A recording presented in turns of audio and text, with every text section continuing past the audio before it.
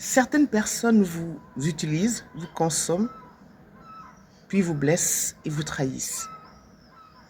Ensuite, elles vous demandent de rester amis. Je vous laisse quelques instants, quelques secondes pour rigoler. Mais oui, parce que c'est tellement risible, mais c'est surtout pathétique. En fait, elles vous offrent cette amitié comme un cadeau.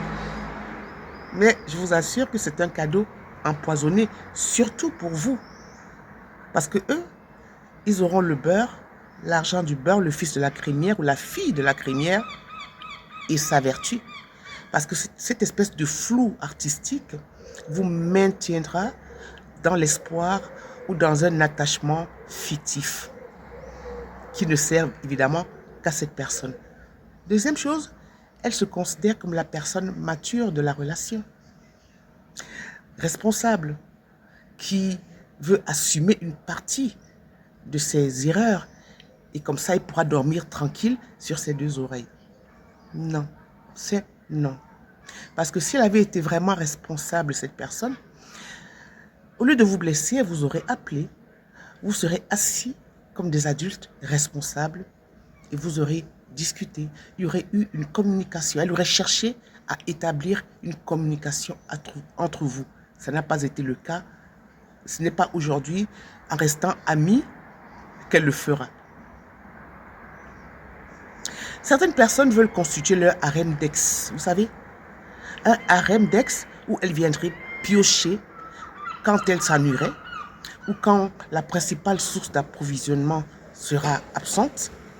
Elle vous appellera. Elle veut réguler ses émotions.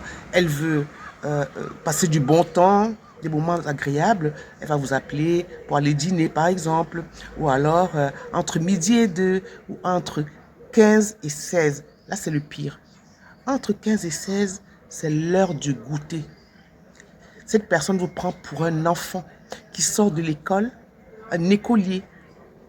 Et évidemment, après les mignardises, après la bagatelle, on vous offre quelques savanes et une canette de jus de gingembre. Je vous rassure, hein, le gingembre, c'est pour la personne, ce n'est pas pour vous. Bref, refusez catégoriquement de rester une option.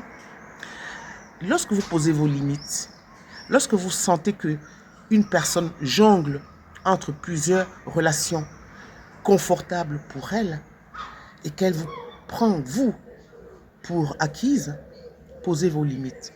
Alors à ce moment-là, vous allez voir que ça passe ou ça casse. Et quand ça casse, ou alors si ça casse, s'il vous plaît, ouvrez-lui la porte et dites-lui, après vous, monsieur. Parce que finalement, vous n'allez pas lutter contre un fantôme, un revenant qui ne sait pas prendre ses responsabilités et laissez-le passer à la suivante. Bien sûr qu'il subira la même chose, le même traitement. Au début, idéalisation, love bombing, restaurant, une fois par semaine minimum. Mais après, au fur et à mesure, il y aura un relâchement. Et elle va se retrouver comme vous, dans le village de si je savais et de qu'est-ce qui m'a pris. Allez, prenez soin de vous. Il fait beau en ce moment et surtout n'hésitez pas à vous abonner à ma page pour ne rater aucune leçon de choses ni aucune chronique pimentée de Djilo.